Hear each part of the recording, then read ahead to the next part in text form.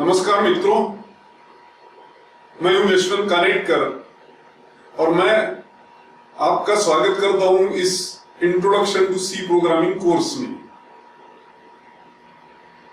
जब भी आप कोई नई चीज सीखना चाहते हो तो मुझे लगता है कि आपको ये बात जरूर तय कर लेना चाहिए कि हम लोग ये किस चीज के लिए सीख रहे हैं। क्या मेरे पास 3-4 सबल कारण हैं जिनसे मैं जस्टिफाई कर सकूं कि हाँ ये चीज मुझे सीखनी चाहिए। ये सिर्फ सी के लिए ही नहीं अप्लाई होती, ये कोई भी लैंग्वेज के लिए, कोई भी सब्जेक्ट के लिए अप्लाई होती है। तो मैं आपको आज कन्विंस कराना चाहता हूं कि हम लोगों ने सी प्रोग्रामिंग क्यों सीखना चाहिए। इसके कई सारे कारण हैं। सबसे अहम कारण यह है कि सी प्रोग्रामिंग ये लैंग्वेज एकदम सिंपल है, और जो भी चीज सिंपल होती है जिंदगी में वो मेरे ख्याल से काफी अपीलिंग भी होती है।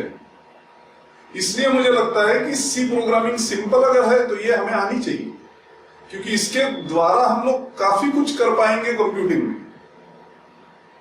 सी प्रोग्रामिंग बहुत छोटी लैंग्वेज भी है। आप गौर कर लीजिए कि अगर अंग्रेजी से आप इसको कंपेयर करते हैं तो अंग्रेजी में तो हजारों वर्ड्स है। हर शब्द का मीनिंग समझ लेना, उसे कैसे यूज करना है वो समझ लेना, ये बड़ी दिक्कत वाली बात होती है। सिर्फ अंग्रेजी ही नहीं, अगर आप कंप्यूटिंग लैंग्वेजेस भी ले ले तो कई सारी कंप्यूटर लैंग्वेजेस है जिसमें 100 से 150 शब्द है। अब ये सारे शब्दों को समझना, इनको कैसे यूज करना वो समझना, इनके प्रोग्राम बनाना, ये काफी मुश्किल काम है। आप इसको कंपेयर कर लीजिए सी प्रोग्रामिंग से। सी प्रोग्रामिंग में केवल 32 वर्ड्स है। आप यकीन नहीं करेंगे पर केवल 32 वर्ड्स है इसमें। आप इन 32 वर्ड्स को समझ लीजिए, आप लैंग्वेज से तो थ्रू हो गए। अब बाकी बात बचेगी कि ये 32 शब्दों का प्रयोग कैसे करें ताकि हम लोग कुछ अच्छे प्रोग्राम्स बना पाए, और वही इस कोर्स में हम लोग समझना चाहते हैं। तो सी प्रोग्रामिंग एकदम सिंपल है, पहला कारण जिसके वास्ते आपने सी प्रोग्रामिंग सीखना चाहिए।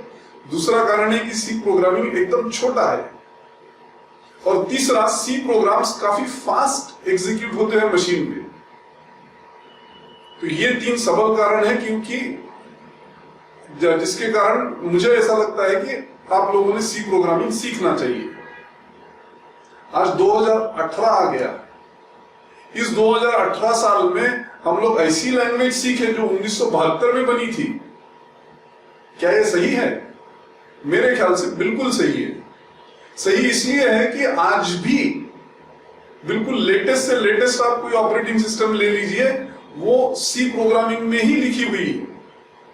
जैसे कि विंडोज 10 या एंड्रॉइड ओएस या आईओएस या लाइनक्स ऑपरेटिंग सिस्टम, ये सारे सी प्रोग्राम्स है। तो जब भी आप ये डिवाइसेस यूज कर रहे हैं, जब भी आप ये ऑपरेटिंग सिस्टम्स यूज कर रहे हैं, आप सी प्रोग्राम ही तो चला रहे हैं। सी प्रोग्रामिंग हाँ भले ही 1972 में बनी थी, पर जो चीज इस कंप्यूटिंग फील्ड में 40 साल तक अच्छी रहती है, 40 साल तक स्ट्रांग रहती है, वो सही में अच्छी होनी चाहिए, नहीं तो लोग क्यों उसको यूज करेंगे। सिर्फ ऑपरेटिंग सिस्टम ही नहीं, कई सारी एम्बेडेड सिस्टम्स भी सी प्रोग्रामिंग के ऊपर निर्भर करती है। मान लो आप कोई वॉशिंग मशीन ले लीजिए या माइक्रोवेव ओवन ले लीजिए। इस माइक्रोवेव ओवन में चलने वाली हीटिंग साइकिल, या जब भी आप कोई वॉशिंग साइकिल सिलेक्ट करते हो वॉशिंग मशीन में, तो इसके पीछे में तो एक सी प्रोग्राम एग्जीक्यूट हो रहा है। इसको एम्बेडेड सिस्टम इसलिए कहते हैं क्योंकि ये सी प्रोग्राम ऐसे मशीन में एग्जीक्यूट हो रहा है जो कि कंप्यूटर नहीं है। तो ये ऐसे एम्बेडेड सिस्टम के प्रोग्राम्स सी में ही बनते हैं। सिर्फ वॉशिंग मशीन या माइक्रोवेव ओवन नहीं, आप आपका सेट टॉप बॉक्स ले लीजिए या आपका डिजिटल कैमरा ले लीजिए। डिजिटल कैमरा में तो 3 से 4 एम्बेडेड सिस्टम्स के प्रोग्राम बने होते हैं। आप एक मॉडर्न ऑटोमोबाइल ले लीजिए, आपकी जो मॉडर्न कार होगी उसमें जब एयर बैग ब्लो होती है एक्सीडेंट होने पे, वो चलती है एक सी प्रोग्राम के भरोसे। फ्यूल जब इंजेक्ट होता है इंजन के अंदर, वो फ्यूल इंजेक्शन पंप जो होता है वो चलता है सी प्रोग्रामिंग के भरोसे। मतलब क्या कि एक ऑटोमोबाइल के अंदर भी कई सारी एम्बेडेड सिस्टम्स है जो कि सी प्रोग्रामिंग में लिखी हुई है। अगर आप कोई हवाई जहाज में बैठते हो तो हवाई जहाज में तो कई सारी एम्बेडेड सिस्टम्स होती है। जब हवाई सुंदरी अनाउंस करती है कि अगर ऑक्सीजन का प्रेशर कम हो जाएगा तो मास्क नीचे आ जाएगा, इसके पीछे एक सी प्रोग्राम है। सी प्रोग्राम मॉनिटर कर रहा है कि ऑक्सीजन प्रेशर क्या है, वो जैसे कुछ कम हो जाएगा तो ऑक्सीजन मास्क अपने आप नीचे आ जाता है। मतलब क्या कि कई सारी एम्बेडेड सिस्टम हमारे इर्द गिर्द में है जो कि सी प्रोग्रामिंग के भरोसे चल रही है। एम्बेडेड सिस्टम के अलावा गेमिंग में भी सी प्रोग्रामिंग का काफी प्रयोग किया जाता है। आप फीफा 2017 या फीफा 2018 ले लीजिए, या तो कोई अच्छा सा रोड रैश जैसा गेम ले लीजिए, या तो मारियो नाम का एक गेम आपने जरूर खेला होगा। ये सारे गेम्स एक टेक्नोलॉजी से बने हुए हैं जिसका नाम है डायरेक्टेक्स। मुझे यकीन है कि आप लोगों ने इसके बारे में सुना होगा। ये डायरेक्टेक्स लाइब्रेरी जो है ये सी प्रोग्रामिंग से बनी हुई है। कहने का मतलब अगर आपको सी प्रोग्रामिंग अच्छा आता है तो आप डायरेक्टेक्स भी सीख पाओगे, और डायरेक्टेक्स अगर आप सीख पाओ तो फिर आप भी मनीषा रख सकते हैं कि आगे चल के मैं भी कोई एक बेस्ट सेलिंग गेम बनाऊंगा। तो गेमिंग में भी सी प्रोग्रामिंग का काफी प्रयोग किया जाता है। जब भी आप कोई नया लैपटॉप या नया कोई भी डिवाइस ले आते हैं तो उसके इर्द गिर्द में कई सारे पेरिफेरल डिवाइसेस जोड़ते हो, जैसे कोई प्रिंटर जोड़ दिया या स्कैनर जोड़ दिया।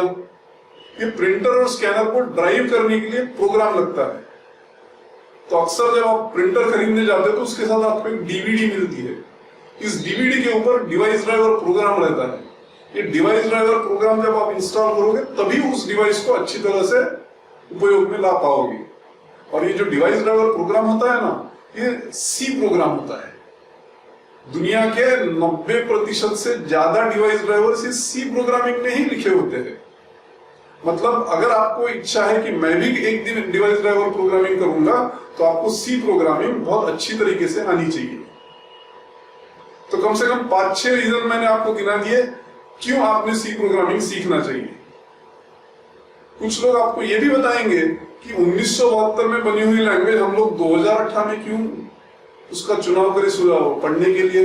क्यों ना हम C++ या C# या जावा या पाइथन ऐसे नई लैंग्वेजेस से शुरू करें। आप जरूर कर सकते हो, पर अगर आप इन लैंग्वेजेस से शुरुआत करते हो तो आप एक लेवल तक पहुंच पाओगे, उसके आगे नहीं जा पाओगे। क्यों? क्योंकि हर फील्ड का ये तौर तरीका है। आप ये नहीं बोल सकते कि मैथमेटिक्स तो बहुत पुरानी चीज है, क्यों हम लोग सीधा पार्शियल डिफरेंशियल इक्वेशन से ही शुरुआत करते हैं। ऐसा कभी नहीं होता है। आप पहले इंटीग्रेशन सीखते हो, इंटीग्रेशन आने के पहले आपको डिफरेंशिएशन सीखना पड़ता है, डिफरेंशिएशन आने के पहले आपको लिमिट्स एंड कंटिन्यूटी सीखना पड़ता है, और लिमिट्स एंड कंटिन्यूटी तो तभी सीख पाओगे अगर आपने अलजेब्रा और ज्योमेट्री अच्छी तरीके से किया हो। मतलब कि हर फील्ड में एक स्टेप बाय स्टेप अप्रोच होता है कोई भी चीज सीखने का।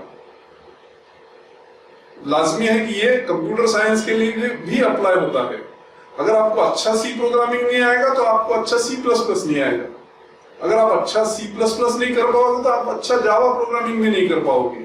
मतलब क्या कि आप कोई स्टेप स्किप नहीं कर सकते। आपको सी प्रोग्रामिंग सीखना पड़ेगा, अच्छी तरीके से सीखना पड़ेगा, आपके एबिलिटी के अनुसार अच्छे से अच्छे तरीके से सीखना पड़ेगा, ताकि आगे चल के आप जब नई लैंग्वेजेस के साथ डील करोगे तो सजग तरीके से कर पाओगे, सबल तरीके से कर पाओगे। तो ये 5-6 रीजंस है मेरे ख्याल से जो बताते हैं आपको कि सी प्रोग्रामिंग आपने क्यों सीखना चाहिए। जैसे हम लोग इस कोर्स में आगे बढ़ेंगे मैं आपको कई सारे और भी कारण बताऊंगा जिससे आप कन्विंस हो जाएंगे कि हाँ मैंने सही कदम उठाया है मेरा कंप्यूटिंग करियर सी प्रोग्रामिंग के साथ शुरुआत करने में। धन्यवाद।